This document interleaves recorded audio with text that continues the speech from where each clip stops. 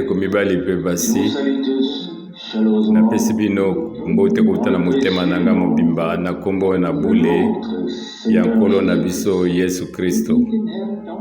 Nous sommes reconnaissants, Seigneur. Biso zali kozongisela ye matondi na nkolo na lolenge ete tokoki so kosangana na esika oyo mpona koyoka liloba ya solo ekuti epai na nkolo. Je salue également tous Nazali mpe kopesa mbote na ngai baoyo nyonso na mokili mobimba bango bazali kolanda biso na nzela na singa. et nous voulons Mpe biso tolingi ete elongo partir avec les mêmes bénédictions. tokende kozonga na mapamboli moko. Nous sommes réunis aujourd'hui pour écouter Biso la parole. tosangani elo mpona koyoka eloba na Nzambe. Oui, nous nous sommes réunis Pe pour iyo être édifiés. biso tosangani mpona tokoka kolendisama lokola lingomba na Nzambe. Un jour, Na tina ete mokolo moko être tokoka kozala et kuna voir le Seigneur mpe Jésus. tokoka kokutana na nkolo na biso Yesu Kristo. Chers sœurs, Bandeko mibali mpe basi avant la prière, liboso ya kolomba quelques nalingi paroles nakoka kotanga mwa makomi moke tirées de oyo Jean chapitre 3. tozwi na mokanda ya Yohani chapitre 3. Jean chapitre 3 kubanda na verset ya yambo mpe ya misatu 1 à 3. Chapitre 3, 1 Jean chapitre 3 verset 1. verset 1. Voyez quel amour le Père Boko kotala lolenge nini bolingo na tata yango etatolami soyons na appelés tina ete biso tokoka kobenga mabana na Nzambe. et nous le sommes. Ya solo mpe biso tozali yango. Si le monde ne nous connaît pas, Soki mokili eyebi biso te c'est parce qu'il ne l'a ezali pas connu. na tina ete ye ayebaki ete. Verset 2. Bien-aimés, Bandeko balingami nous sommes biso tozali sasa epi bana na Nzambe. et ce que nous serons n'a Mpe pas baoyo encore biso été tokozala yango nanu emonisami te. mais Kasi nous savons que biso toyebi ete lorsque cela sera ntango manifesté, yango ekomonisama nous serons semblables biso tokozala lolenge moko na ye parce que nous le verrons. mpona ete biso tokomona ye lolenge nini ye azali. Verset 3. Verset 3. Quiconque a cette espérance Moto nyonso azali na elikya wana kati na ye ye azali kobulisama lui-même, lokola ye moko azali peto. nous sommes enfants de Dieu. Biso tozali bana na Il est Nzambe. écrit, Ekomami lisusu et ete nous le sommes. ya solo mpe tozali yango. Nous avons cette assurance. Biso tozali na elikya wana ete mokolo moko Nous serons semblables biso tokokokana na ye, au Seigneur. tokokokana na nkolo na biso. Mais il manque encore certaines choses. Kasi sikoyo ezangi biso mwa makambo moke ebongi na biso tozala Suivre sur le bato bamibongami mpe tozazala ye kolanda ye na nzela chemin les siens, mpona ete ntango ye akozwa baoyo ya ye être du nom. biso mpe tokoka kozala elongo na bato wana. Je voudrais lire encore Nalinga quelques iso paroles kotanga de lisusu Verset mwa likumi moko na baroma chapitre 8 na verset 14 jusqu'au verset 17. tokotanga ti na verset 17. Romains 8, verset 14. Romains 8 na verset 14 Car mpona ete tous ceux qui sont conduits baoyo par nyonso l'Esprit de Dieu bamemami na nzela ya molimo na Nzambe sont fils de Dieu. bango bazali bana na Nzambe. L'esprit que vous avez reçu Molimo bino boyambi n'est pas un esprit de servitude. ezali molimo oyo ya bowumbu te Vous soyez mpona ete bokoka encore, kozala lisusu, mais vous avez reçu l'esprit d'adoption. bokoka so kozala na bowumbu kasi bino bozwi molimo oyo ya mwana na nzela na yango biso tozali kobenga Abba Père. Verset 17. C'est cet esprit Ezali nde molimo wana uni oyo avec l'autre esprit esangami na molimo mosusu mpe yango ezali kopesa litatoli enfants de Dieu. ete biso tozali bana na Nzambe. Or, si nous Verset 17. sommes enfants, Nde soki tozali bana na Nzambe héritiers, biso mpe tozali bakitani, héritiers de Dieu, bakitani na Nzambe co-héritiers mpe de bakitani na Yesu Kristo. Si toutefois, Soki ntango nyonso avec lui, biso tokufi na ye elongo aussi glorifiés. na tina ete biso mpe tokoka kokumisama na ye elongo.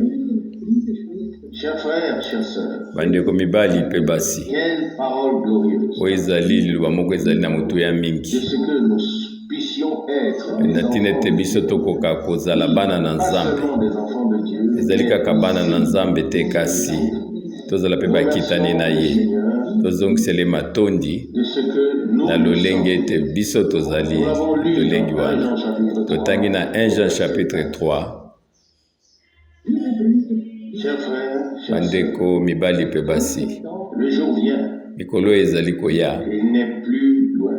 mpe mikolo yango ezali so mosika te. Le Amen. Seigneur Jésus Yesu viendra chercher. nkolo na biso Yesu Kristo akoya koluka baoyo na Nous ye. prions le Seigneur Biso ezali kobondela nkolo de nous accorder d'être du nombre. asala biso ngolu tozala mpe katikati na bato wana tokoka kobondela. Oui, fidèle Seigneur, Solo Nzambe moyenge nous disons beni. merci. Biso zongiseli yo matondi. Nous louons et glorifions ton Biso nom. ezali kokumisa konetola kombo no munene oyo na nkolo Nous Yesu. te remercions Biso tozongiseli yo matondi na mpona ntina liloba oyo totangi. que nous puissions Na être. lolenge te tokoka kozala Nous te bana. remercions, Seigneur Jésus. Tozongiseli yo matondi nkolo na biso Yesu Tu Kristo. continues à bâtir. Pone ete oyo tozali kokoba kotonga. Nous sommes les pierres. Mpe biso tozali oyo ezali mabanga. Toi, Seigneur Jésus, Yo nde ozali motongi. est la pierre Yo ozali nde oyo libanga na moboku pour le temple de Dieu. mpona kotonga tempelo na Nzambe. Solo nkolo na biso Yesu Kristo. Prépare-nous pour ce Tika ete obongisa biso mpona mokolo wana. ôte tout ce qui n'est pas de Longola toi. oyo nyonso ezali ya yo te. Et nous te remercions Mpe biso ezali kozongisela matondi. pour ta bonté, Nkolo pour ton amour, moyengebeni mpona bomata na yo, mpona bolingo na yo, pour ce que tu mpe as mpona fait oyo nyonso yo osali de Golgotha. kuna na ekulusu ya Golgota.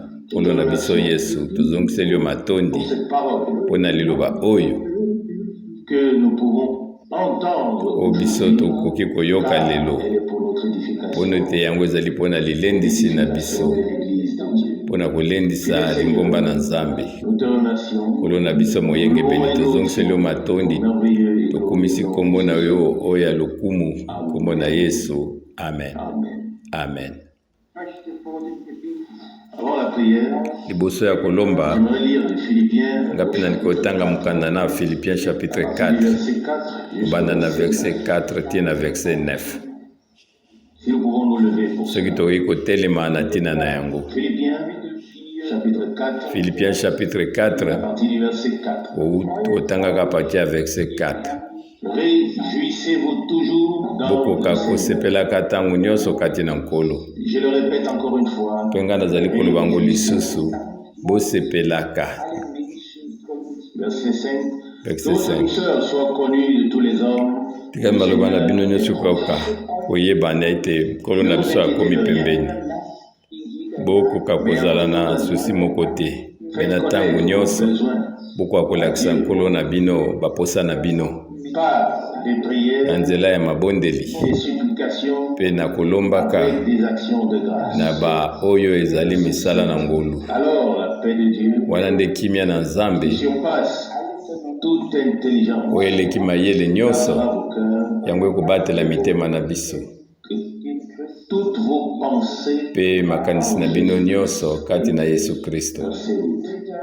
Au reste, frères, Na oyo etikali bandeko tout ce qui est vrai, oyo nyonso ezali tout malamu, ce qui est honorable, oyo nyonso ezali ya tout ce qui est lokumu, juste, oyo nyonso ezali solo, oyo nyonso ezali tout ce bopeto, qui est aimable, oyo nyonso ezali bolingo, tout ce qui mérite l'approbation, oyo nyonso ezali kosenga ete yango endimama, ce qui est vertueux, oyo ezali losomi na mpe ekoki ete bakumisa yango ekoka kozala mpona matonda na makanisi na bino.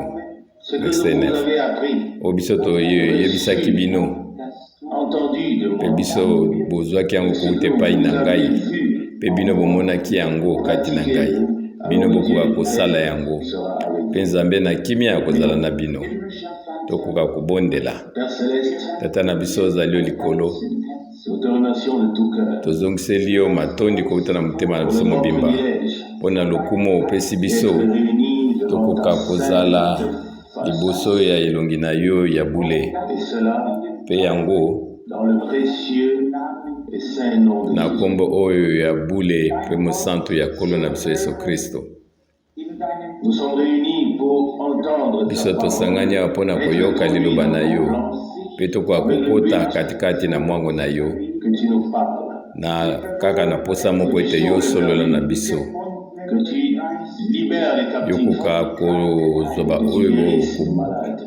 kosomba baoyo Oh babongi Dieu Tout-Puissant, bikisa mabe babeli révèle o nzambe na nguya nyonso ton amour, lakisa biso so bolingo na yo grâce, ngolu na yo ta puissance. mpe nguya na yo. Que les choses qui sont écrites dans la parole tika ete makambo nyonso ekomami na likoma réalité ekoka kokoma makambo na solo kouta na nzambe katikati na biso afin que ton nom soit na tina ete kombo na yo enetolama soit béni. mpe mitema na biso ekoka kopambolama. Consciemment cette réunion biso tozongisi pour la protection lisanga du sang oyo de l'agneau. na se ya kozinga na makila ya mwana mpate.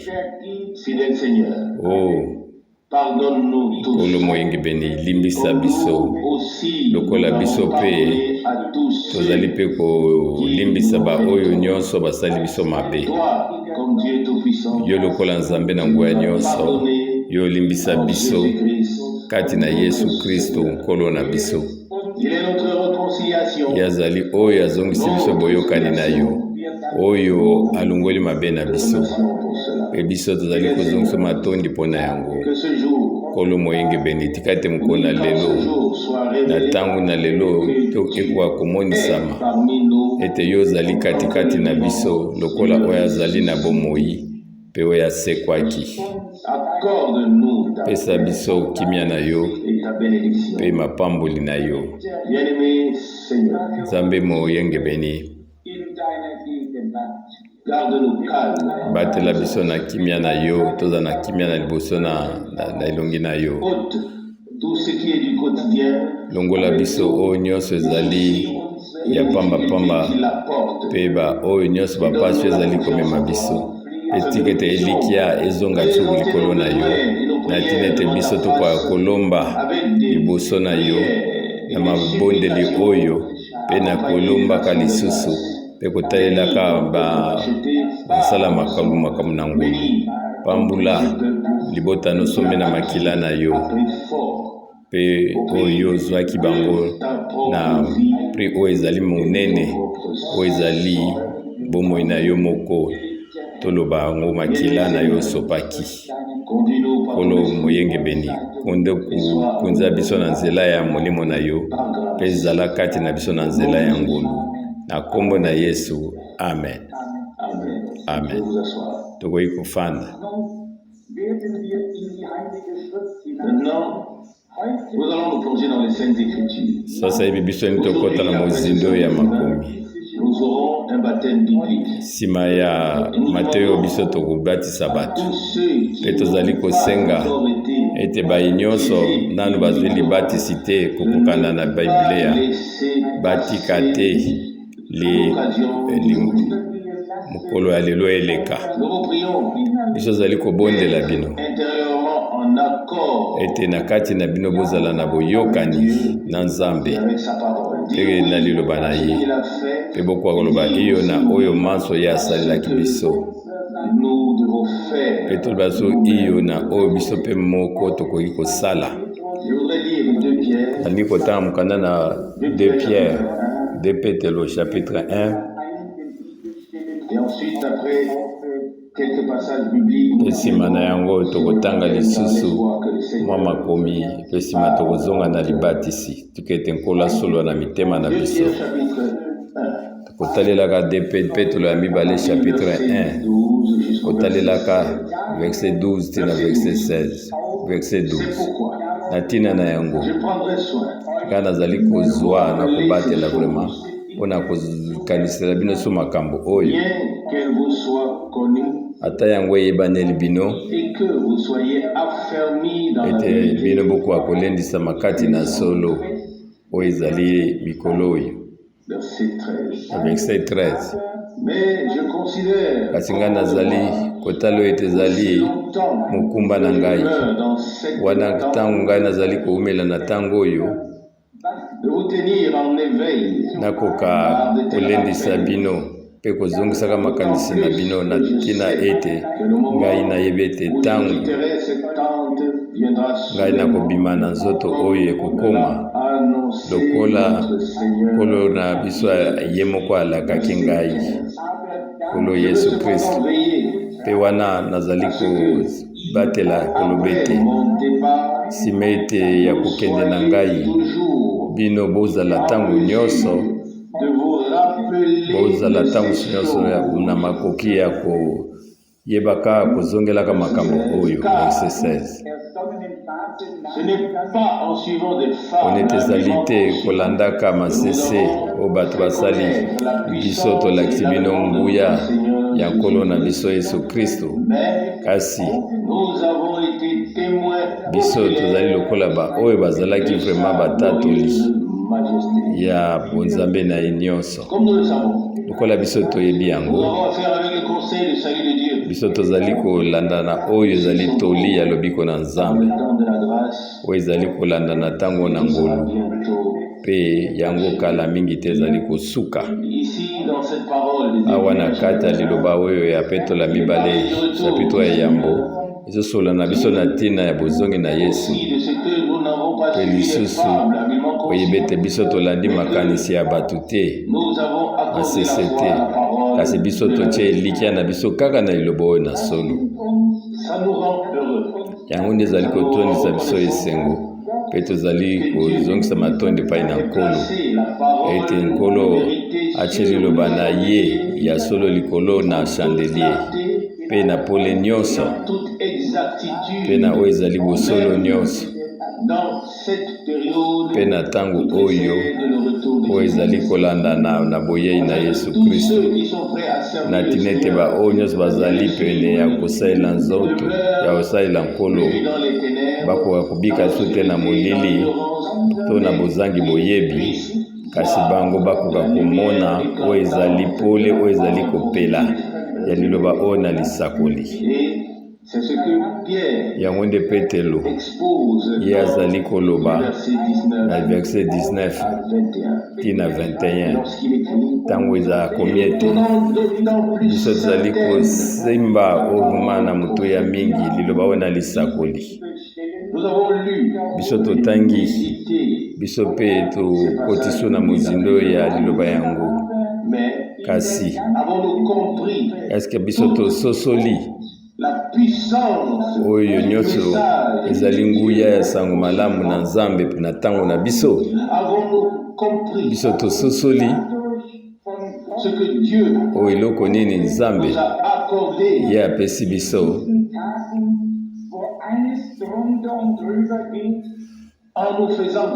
wana ye asali biso ngolu na ntango oyo makambo ezali kotambola na lundenge moko malamu te, mpe bato bazali na makanisi ya ndenge na bango. Bato bazali kozwa nkoyebi, kozwa ntango ya nkoyebi, kozwa ngolu na Nzambe te mpo bazonga na liloba na ye, kasi biso Nzambe asali biso ngolu toyeba sango malamu mpe sango nini ya ntango. Biso toyebi ete wuta ebandeli ya Nouveau Testament toyebi ete oyo nyonso to Nzambe alakaki na Ancien Testament yango ekomi ya solo oyo Isaïe alobaki na Isaïe chapitre 40 na verset 3, mpe yango ekomamaki kotalaka bambula ya 700 ans yango ekomaki oyo ezali solo ebikaki na kati na Jean-Baptiste oyo ezalaki elaka yango ekomaki oyo ezali solo oyo batatolabaki mongongo ezalaki wana, mpe nzela ebongisamaki mpona ete nkembo na Nzambe kwa komonisama. Oyo lisolo ya lobiko na koyoka na singa mpe kokokisama na oyo nyonso Nzambe alobaki na kati na basali na ye na bulo mpe basakoli na ye na ntango oyo akondima na kala. nous avons trouvé ce fil, Tangu biso ce chemin prophétique moni nzela wana liloba wana ya lilakisi ya lisakoli pour la partie prophétique. oyo epesaki biso na oyo etali kiteni oyo ezali lisakoli na ntina ya lobiko Une orientation biso nzambe alakisi biso makambo kowuta epai na ye au milieu mpe biso toute la tomemami actuelle. na nzambe wana kotalaka mobulu ezali kati na mokili Que ce mpe ne biso sont pas ezali des kososola hommes ete quelque chose, ezali nde bato basali mwa eloko moko songolo ete kasi ezali nde nzambe a accompli na kati na bango ye nde akokisi liloba ya lilaka. lorsque on avait demandé à Jean Ntango batunaki Yohane Jean de lire dans l'évangile de bokoki Jean, kotanga yango na sango malamu na Jean chapitre 1 on lui a demandé mpe batunaki ye il est. yo ozali nani.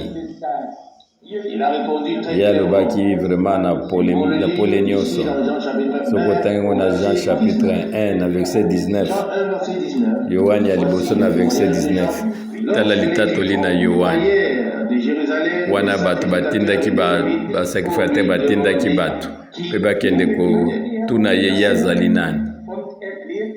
il leur déclara yayebisi bango wana je ne suis pas le Christ. alobi na nsembo ngai nazali kristo te. Alors, balobi na ye es-tu? kasi yo ozali nani?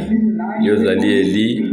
Abi ngai nazali Eliya te, ngai nazali Eliya te. Es-tu le prophète? Yo ozali Il mosakoli? répondit, Ye alobi te, ngai nazali mosakoli te. ils lui dirent alors, batuni ye lisusu mais qui es-tu? kasi yo ozali nini? Nous devons apporter une Ebongi na biso réponse tokoka kozongisa ye yano envoyée. na baoyo batindaki biso. Que dis-tu de Yo ozali toi koloba lui-même? nini na tino etali yo moko? Verset 23, il Verset répondit, 23 ye alobi ete je suis la voix de ngai nazali mongongo ya baoyo bazali koganga kuna na esobe, du Seigneur. bongisa nzela na nkolo Ordonné lokola Esaïe. mosakoli Ezayi atatolaki yango. C'est quelque chose de très précieux. Oyo ezali eloko moko ezali na motu ya mingi Je tiens à le souligner encore une fois. mpe ngai nani nabeta sete na esika Depuis oyo le début du Nouveau Testament, wana ebandeli na kondima ya sika de l'accomplissement wana ezalaki nde ebandeli prophétie biblique, ya kokokisama ya lisakoli kokokisama saint, oyo ezalaki mwangu divin, du ya salut. mwangu ya makambo na nzambe yango emonisamaki. Jean a commencé à proclamer le royaume de Dieu. Yohane Batista bandaki kotatola bokonzi na nzambe mpe ye mpe azalaki kiteni na katikati ya bokonzi oyo na kati na ye ekokisami oyo ekomami ete Dans Luc chapitre, dans l'évangile de Dans Luc Luc, cela nous est chapitre clairement présenté au chapitre 1. soki otali na chapitre 1 na verset 16 Là, il est dit, mpe kuna elobami na ntina na ye 1 verset 16, kotalelaka chapitre 1 verset 16 na oyo etali Yohane verset 16, na il verset ramena 16 plusieurs des fils abeta komi d'Israël, bana ebele ya Israele na nkolo na bango mpe ezali ye akotambola liboso na nkolo na molimo mpe na nguya na Eliya mpona kozongisa mitema ya batata na bana na bango pour ramener les désobéissants mpe komema baoyo bazali kobosa kotosa bazongisa bango na sembo mpona ete ya bongisela nkolo libota oyo ezali emibongisi du message oyo nde ezali eloko nini nzambe atindaki na koya na ye na liboso. Maintenant, c'est le sens et kasi le sasa message divin oyo ezali ndimbola ya sango oyo ya nzambe liboso ya boyei na Yesu Kristo notre Seigneur. ya nkolo na biso Parler ezali ete yakoka kobongisa nzela Dieu vivant na nzambe na bomoi mpona ete yakoka kokɔta na bokonzi na ye mpe mpona ete libota moko ekoka kobongisama. Yango nde Zakaria mwana na Gabriel alobi boye ete alobi ete ezali na nguya ya mutu te kasi ezali nde na nzela ya molimo yango ekokokisama. Yango nde elobi nkolo Ezayi 14 verset 6 Nzambe azali kosala na liloba na ye epai liloba oyo ya lisakoli yango ekokokisama soki ntango na yango ekoki. Nzambe azali kosala mpe baoyo na kati na baoyo bazali kondima liloba oyo na lisakoli mpe bazali kozela kokokisa na yango. Toyebi ete biso tozali kozala epai na Nkolo ezali kaka makambo oyo asalaki. Tozali koyeba ete na ntango na suka oyo ya ngolu ezala na lingomba moko oyo ezali na bomoi oyo ezongisami vraiment oyo makambo nyonso tu ezali kati na yango nde kozala mosala ya suka na ye. Toyebi ete bozongi na Yesu Kristo ekoki kosalama te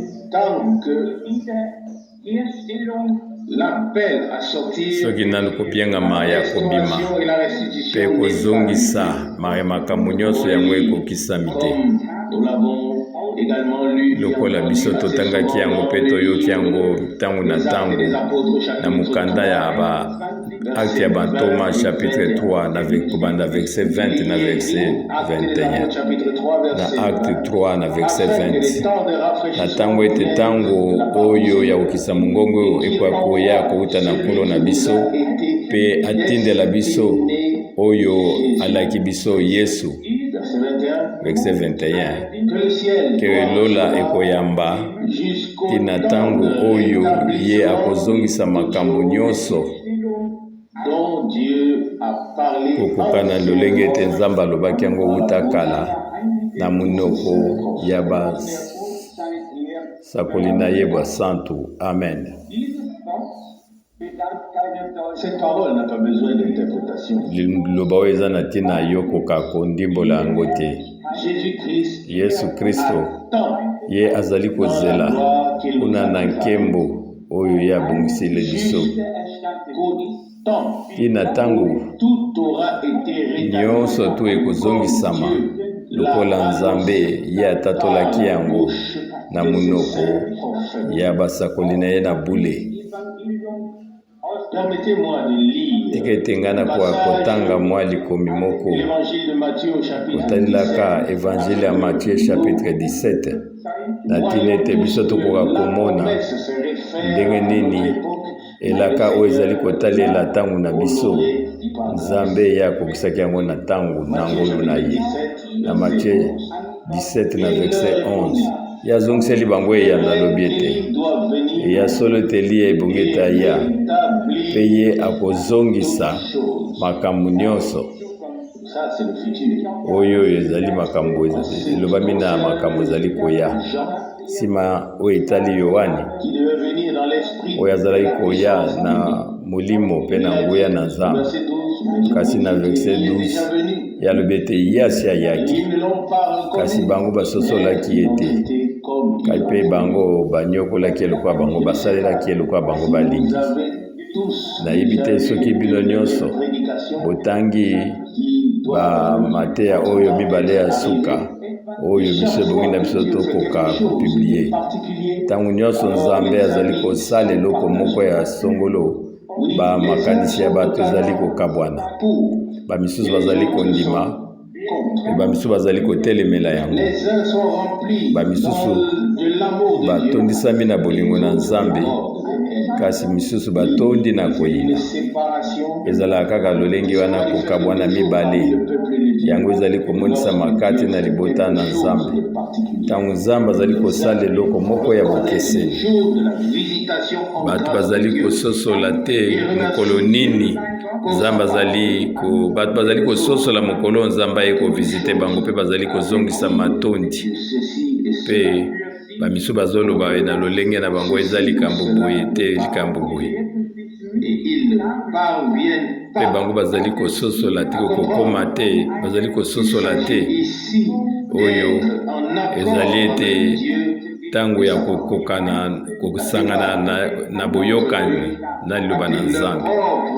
Bato ebele bazali kozwa na lolenge na bango moko ya kotala makambo mpe oyo nyonso ezali kokokisama na bilakisi na bango te na boyebi na bango te.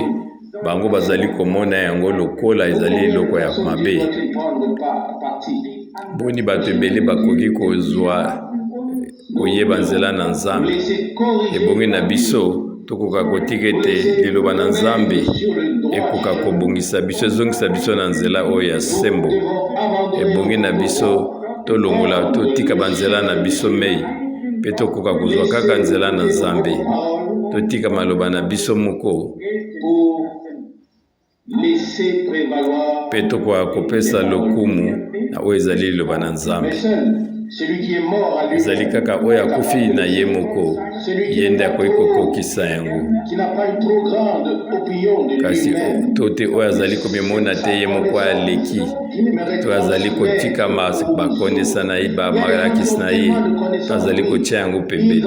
Kasi eza na bato mosusu batondi na boyebi na ndenge na bango mpe bazoluka kopesa yango na baninga mosusu. Baza na posa ete bato bakoka koyeba oyo ezali makanisi na ye. Kasi ezali ndenge wana te. Kasi biso nyonso tozali koluka ko ezali mokano na Nzambe. Na ntina na yango biso ezali kokota na mindondo na makomi tokoka koyeba eloko nini Nzambe alaki biso.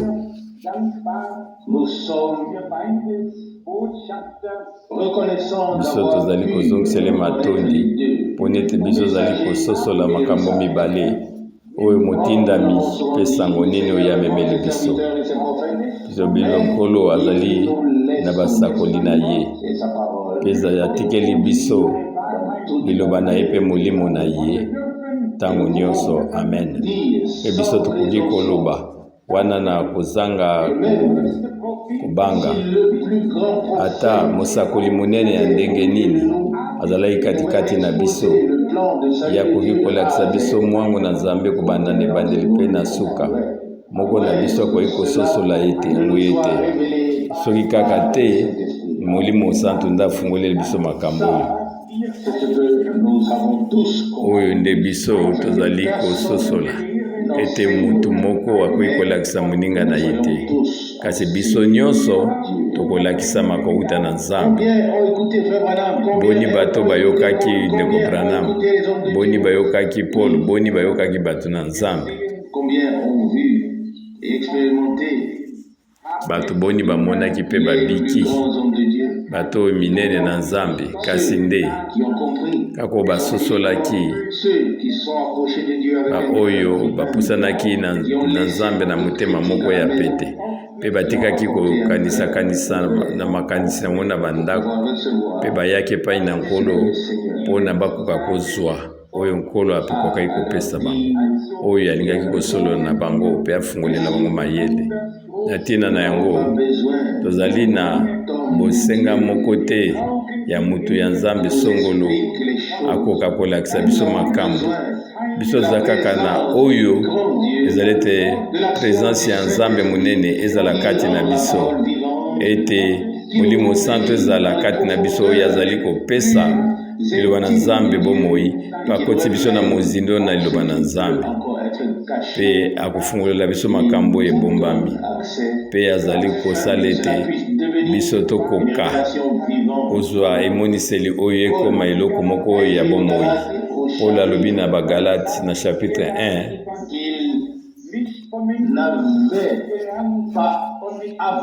mpe alobi ete yazwaki malakisi na ye te na nzela na bato, kasi yateyaki te na mayele na bato, kasi yango ezalaki na emoniseli ya Yesu Kristo, yango nde epesamelaki ye. Jean Paul alobi susu na Apocalypse chapitre 1 na verset 1. Apocalypse 1, emoniseli ya Yesu Kristo oyo nkolo apesaki ye mpona alakisa na basali na ye makambo oyo ekokoma na ntango ezali koya. Emoniseli ya Yesu Kristo, emoniseli ya liloba mpe ya mokano na Nzambe kokotisama na mwango na Nzambe ya lobiko ya Nzambe na bongo ya nyonso na ntango oyo na suka. wana nde biso tozali na bosenga moko ya kososola ete na bolingo na nyonso na Nzambe biso tokoti na bozindo na liloba na Nzambe mpe biso toyebi biso tolandi masese ya pambapamba te biso tolandi mutu moko te na katikati na makambo na ye ya baspectacle na ye kasi biso tozali lokola bandimi ya bere ntango nyonso tozali kotala makomi mpe biso tondimi ete yango ezali solo. Nzambe atindaki mosali na ye basakoli na ntango oyo ya lisakoli mpona kolakisa biso nzela na Nzambe mpe kosunga biso tokoka kobima na baoyo nyonso tozali mabe na ntango oyo na ekeke oyo mabe. Na ntina yango biso tozali kozongisele matondi na nkolo na biso tokoka koleka na oyo etali libatisi. Na ntina yango ngai nalingi kotanga na likomi oyo eyebani malamu misala ya bantoma chapitre 2 kotalaka 37 te na 41 acte 37 acte chapitre 2 37 à 41. Nsima na bango koyoka yango bango bazwaki mitema na bango etutamaki mpe balobi na Petelo mpe bamisusu bantoma misusu biso tokosala nini bandeko.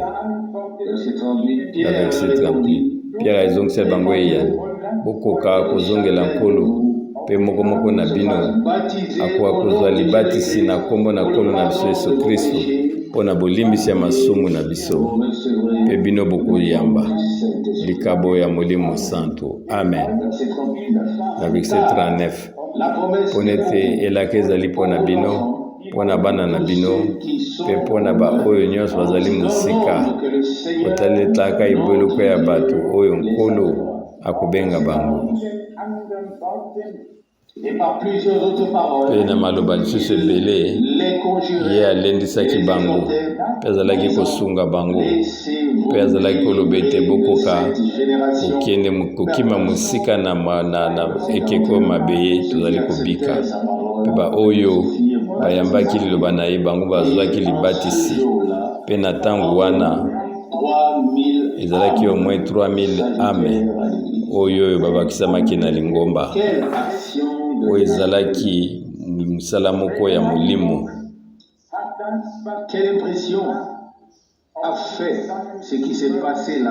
Awa tokokaki koloba ndenge nini na kotalelaka bato basanganaki na esika wana bango baza kokanisa nini. Awa ezalaki nde ebandeli ya kondima na sika mpe wana ezalaki moboku na yango ezalaki na kosopana na Molimo Santo mpe bato bayaki ebele mpe bango mitema na bango etutamaki. Mpe Petelo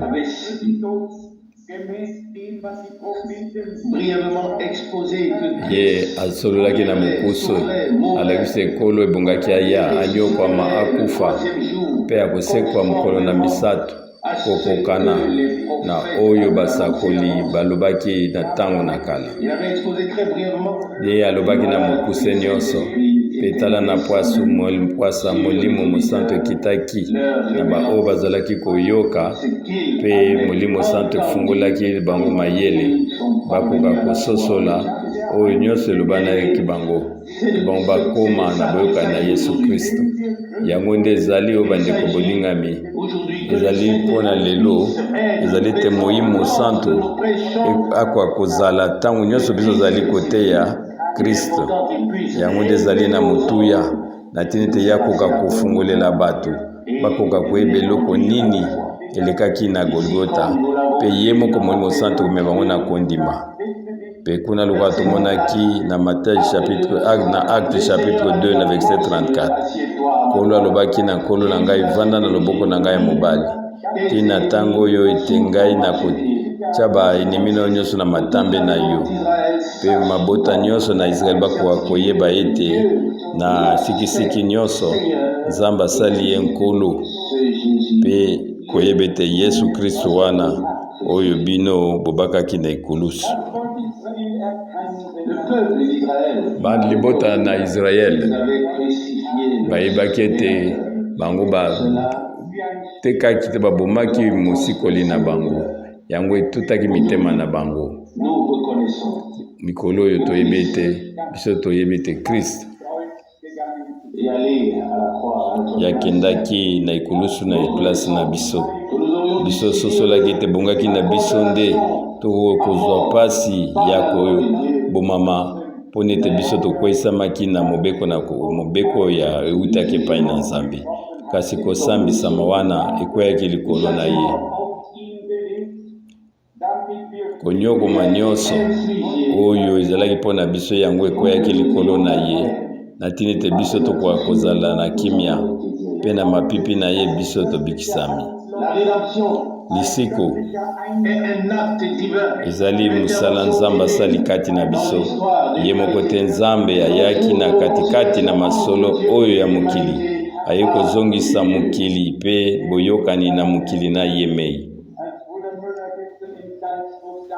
Je me rappelle maintenant Nga azali kokanisa lisusu ete de ce que frère Muller a dit hier. ndeko na biso Miller alobaki Voici, se réveille, vient, abete tala ete ndeko mwana na nga mwasi aye na tongo alobi ete fait un rêve ngai naloti mpe namoni du ciel et soudain krwa moko ezalaki kowuta, pole moko ezalaki kowuta une croix rayonnante likolo eza kokita mpe nsima ekomaki ekulusu moko ezali kongenga pour moi mpe ekomaki vraiment pole makasi. que la croix Mpe biso nyonso mpona biso nyonso redressée toyebi ete ekulusu yango ebongi ete telema na nzela na yango kozongisama mpe koyeba bolimbisi mpe lobiko epai nini discorde ekulusu ezali disparaissent. koyina ezali te, kokabwana ezali te, Et la discorde kasi epai nini ekulusu ezali te, kasi kuna nde kokweyisa bato, kolimbisama ezali te. Mpe pasi oyo ezalaki na ndenge ya kala yango ezongi, mpe eloko moko ekoki kozongisa lisusu boyokani ezali te, boyokani ezali lisusu te. Kasi sasa yipi oyo nyonso ya kala eleki mpe nyonso ekomi ya sika na bomoi na biso, mpona ete Kristo azalaki agneau pascal ye abomamaki, ye asalaki yango mpona biso na tina ete biso tokoka kobima bato oyo bazali balongi. Amen. Au chapitre 6 et au Kotalelaka Romain chapitre 6 na verset 4, Paul une fois de plus ye pa alobaki eloko wana, lié au alakisaki makaniso ekangami na oyo ya libatisi, mpe alobi yango na bakomi na ye ebele. en relation Kasi soki totangi na Romain chapitre 6, Romain chapitre 6 yango ezali kotala ezali libatisi. à partir du verset 1 Soki otali a partir ya verset 1 mpona tokoka koyeba ndimbola na yango, tokoloba nini biso?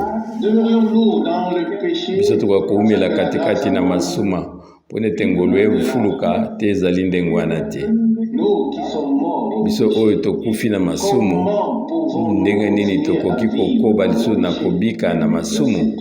Na verset 3, ignorez-vous que nous tous bino bozali kobosana ete Jésus-Christ biso nyonso tozwaki libatisi kati na Yesu Kristo, que nous avons ezali nde kati na kufa na ye nde biso tozwaki libatisi.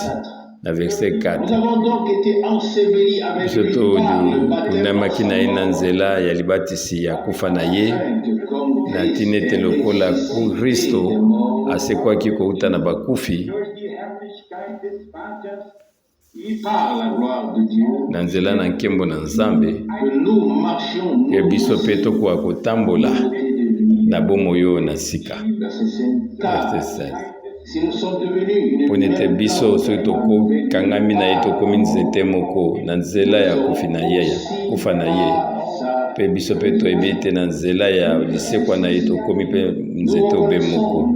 Biso ozali koyeba ete bomoi na biso ya kala yango ebakamaki kuna na ye na ekulusu, na ntina ete oyo nzoto na masumu yango ekoka kobebisama, pour que nous ne soyons mpona ete biso tokoka kozala lisusu bawumbu ya masumu te, verset 7 mpona ete na verset 7 oyo akufi ye akangolami na oyo ezali masumu. On pourrait continuer à lire. tokoki kokoba na kotanga kasi ezali na motuya Que nous acceptions ete biso tokoka kondima na nzela ya kondima ça a été dit. oyo nyonso to elobeli na bitina na Nous biso avons été awa crucifiés avec Christ. biso tosekwaki na kriste biso okufaki na ye elongo A été mpe crucifié. bomoi na biso oyo ya kala yango ebakamaki na ekulusu na ye Quelque chose. na ntina ete eloko moko ya sika ekoka kobotama na nzela ya ngolu na nzambe na ntina na yango Corinthiens. paul alobi na mokanda na bakolinta En Christ. soki moto moko azali kati na kristo ye azali ekelamu ya sika.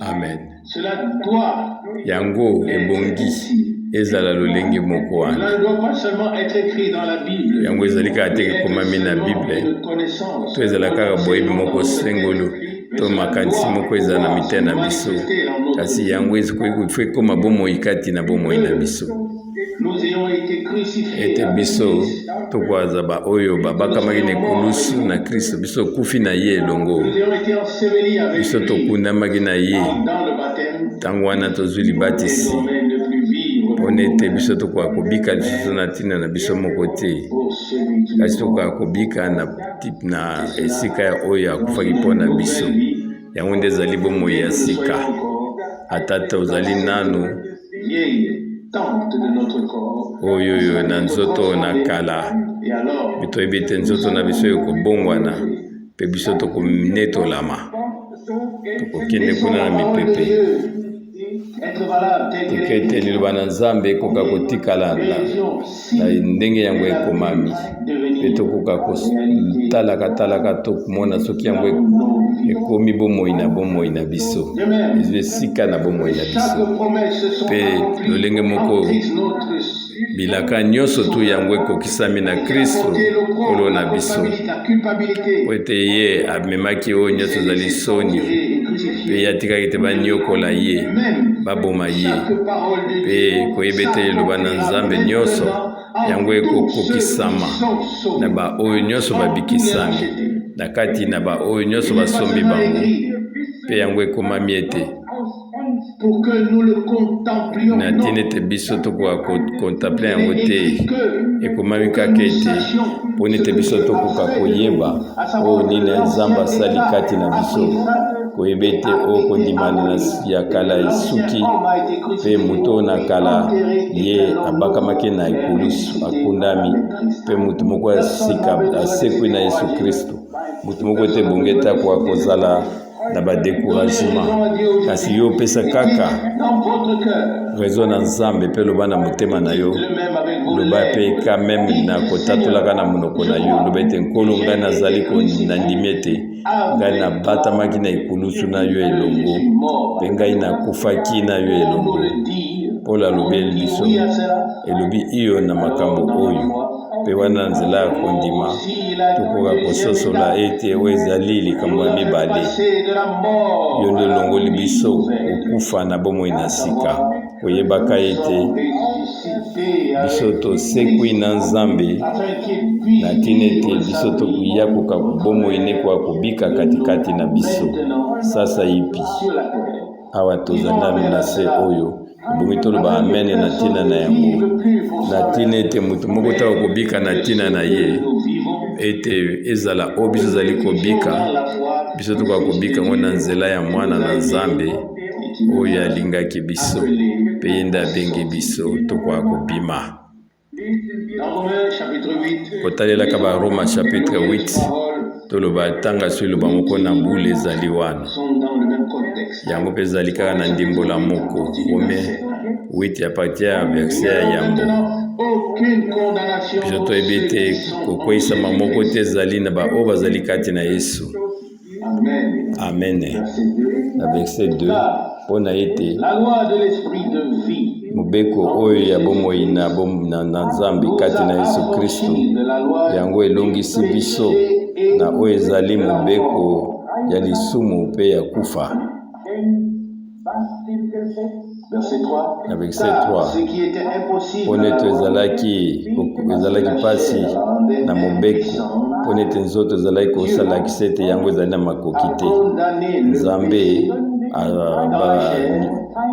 akweyisaki lisumu na nzoto mpe atindaki na ntina ya lisumu mwana na ye na nzoto moko oyo ekokani na oyo ezali ya masumu na ntina ete boyengebeni na Nzambe boyengebeni ya mobeko ekoka kokokisama katikati na biso tozali kotambola kotalelaka makambo na nzoto te kokokanaka na molimo. Awa mpe tolingi kokende nano na mosika modindo te na makambo oyo mpona ete ntango esi ekomi molai, kasi ngai tokoka koyeba ete tozali na makambo mibale na esika oyo ya liboso oyo mobeko ekweyisi biso ete biso ozali na nguya moko te, ezali kolakisa biso ete biso ozalaki na makoki moko te ya kokokisa liloba na Nzambe na ntango wana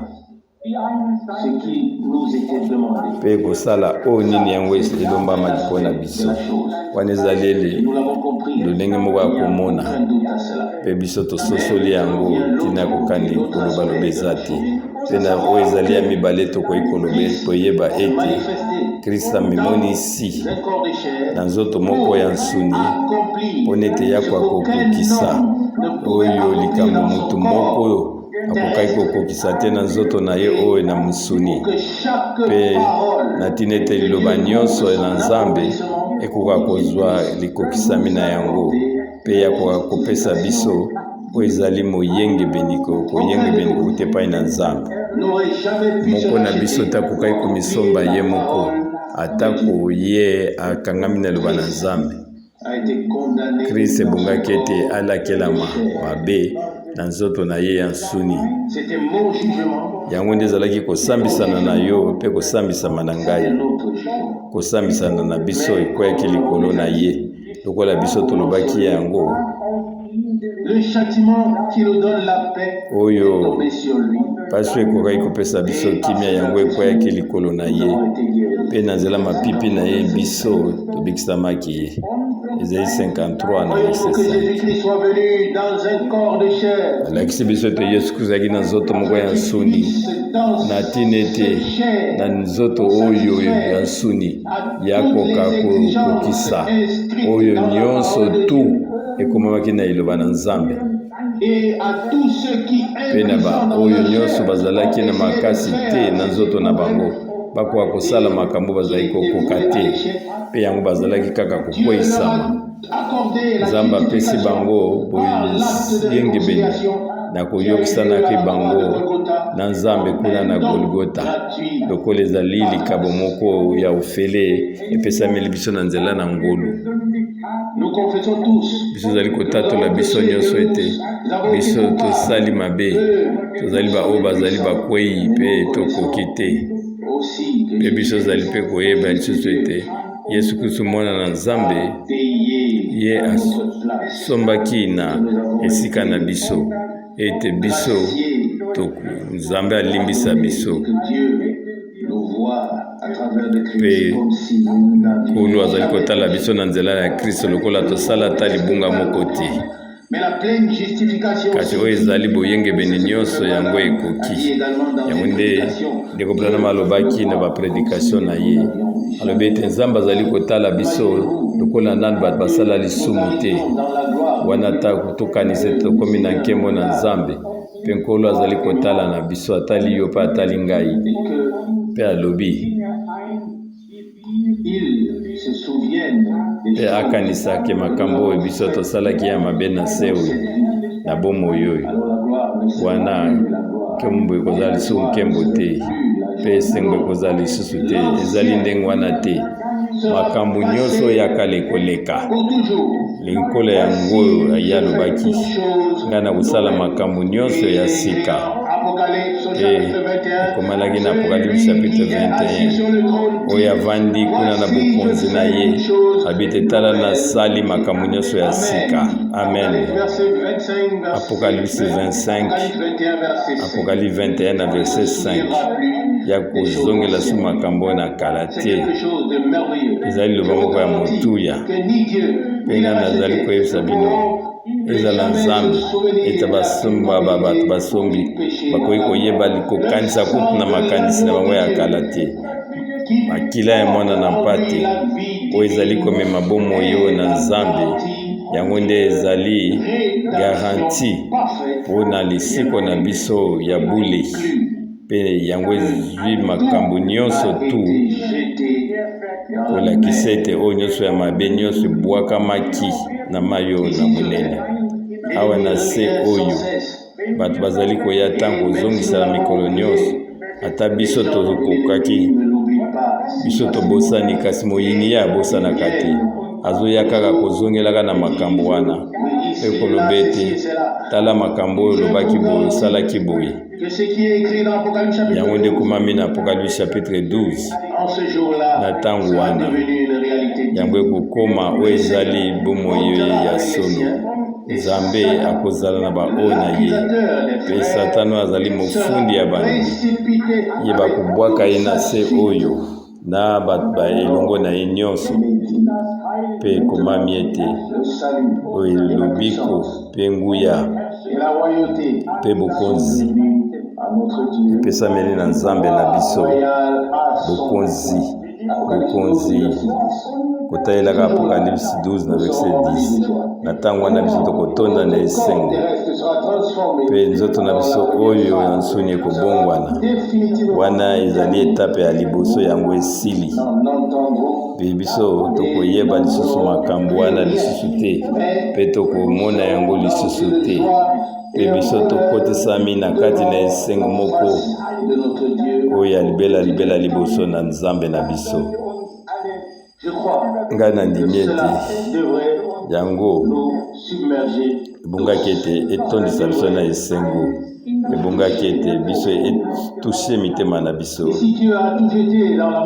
nzambe abwaki nyonso tu na mai monene mpona ete ye asombaki afutaki pri moko na Golgota ebongi na biso mpe tozala na posa moko ya lokola Yesu Kristo tokoka kotalelaka moko likolo lisusu lokola ndenge nzambe azali komona biso eke biso tokoka kosambisa baninga te moko likolo na mosusu me tokoka koyeba ete nzambe nde alimbisi yo alimbisi ngai mpe alimbisi biso nyonso mpe azali kokanisa lisusu te mabe na biso nyonso tokokaki kosala oyo babengi ngolu yango nde ezali lisiko oyo nde ezali sango malamu oyo nde ezali moboko ya sango malamu na yango nde ndeko Branham alobaki yango lisusu ntango azali koloba ete alobi ete nazali kobika oyo lobiko ezanga suka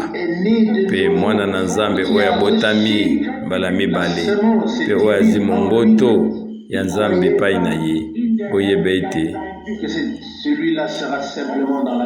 mutu wana nde akozala na nkembo ya solo oyo akozala na nkembo ezali teke nzambe azali kobikisa na moke mpo ebongo lobi abosana te na oyo etali nzambe soki nzambe asali experience na nzambe akotika yo te nzambe alobi nasali ngolu na oyo nakosala ngolu mpe napesi ngolu na oyo nalingi napesa ngolu sasa ipi tokoka kotanga liloba moko mpona baoyo nano bazwi libatisi te bino boyebi liloba oyo nzambe apesaki biloko mobeko na Mark chapitre 16 na verset kuna kotalaka na Matthieu 28 Kolo alobaki na biso te bokende na mokili mobimba bokolakisa bato bobatise bango na kombo na yo ete na kati na batitre te kasi na kombo oyo na nzela na yango nzambe amimonisami naza kolukuma na tina likambo oyo na tina nango nali kokota na mozindo ya makambo te kasi biso tozali na nyonso na kati na likomi na bule tozali kotindama mpe tozali ndenge bango basalaki yango tozali oyo Nzambe apesaki kwa mobeko mpe tomoni ndenge nini bango basalaki baoyo basalaki nango kokokisaki liloba na Nzambe ntango yango emoniselami yo na nzela ya Molimo Santo. Batize bango bazwa libatisi kati na kombo ya Tata, ya Mwana mpe ya Molimo Santo. Liboso biso tokoka kosala yango ebonge toyokoka koyeba kombo yango ezali nini. Yesu abondelaka alobi ete tika ete kombo na yo ekoka kobulisama. Te 6 na verset 9 kasi ezali kombo nini? Kombo yango elobamaki te na ntango oyo na esika oyo na Jean 17 na verset 11 na verset 17 alobi ete batela bango na kombo na yo. Jean 17 verset 11. Na Acte chapitre 2 na verset 38 ekomami ete bokokaki kotanga ete na misala na bantoma chapitre 8 verset 15-16 na misala ya ba Acte chapitre 10 na verset 48, Acte 19 na verset 7 et 6. Biso totangeli bino biso na Romains chapitre 6 na verset 3 mpe biso tokoki komona yango bisika nyonso. Moto nyonso to abatisamaki kouta na ntango na Pentekote bango bazwaki libatisi na kombo na Nkolo na biso Yesu Kristo mpona ete ezali nde kombo oyo na nzela na yango Nzambe amimonisi katikati na boyokani na sika lokola Tata, lokola Mwana mpe Molimo Santo mpona lobiko na biso mpe mpona losiko na biso. Oyo akoki komona yango te ebongi na biso tokoka koloba ete yango akoki koyeba yango na ndenge kutu ya matematike ata emoniseli te, kasi oyo azali kotanga akoki kokanisa akolanda makanisi na ye te, kasi azali kotala oyo azali kotanga. Yango komami na moto moko batize ye na kombo foyo luka kombo wana ezali nini. So balobi na yo 3x3 moto moko akoloba ata akoloba ete 3x égale 3x3 ezali ndenge wana te. Soki batuni yo kombo ata baoyo balakisi bakolobela bino ndenge bango ezali. Tatango baoyo bazali kolakisa bana baoyo bapesi ye mutuna bakoki ye moko akoki kopesa réponse te, kasi kati na makomi na bule tozali na oyo epesameli biso ko mutuna mpe eyano. Bantoma bango basalaki babatisamaki mpe kokokisa na liloba ezala Paul, Philippe, Pierre to bango nyonso tu babatisaki bato na kombo na Nkolo na biso Yesu Kristo.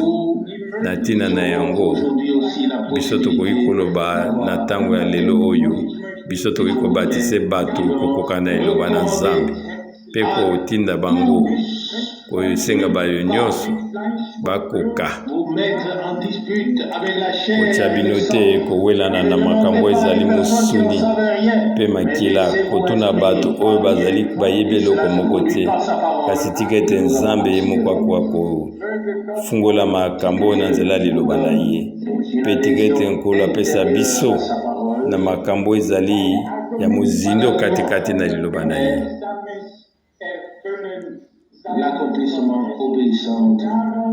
Wana kokokisama na botosi ya liloba na ye yango nde tozali na yango motuna mpona biso nyonso ya motuya mpona biso nyonso. Amen. Lokola ekomami na kanda ya Petelo mpe na makambo nyonso oyo ebele lisusu ye alakisaki bango mpe azalaki kolendisa bango alobi bokoka kokima mosika na ekeke oyo mabe.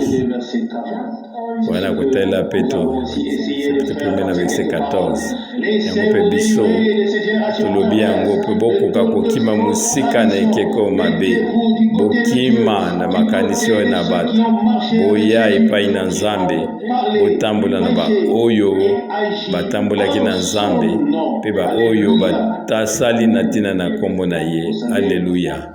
Bino boyebi Paul alobaki na Galate chapitre 1 ata mwanji moko awuti na lola mpe atayi bino sango malamu mosusu boutique ete ye alakela mabe. Galates chapitre 1 na verset 8.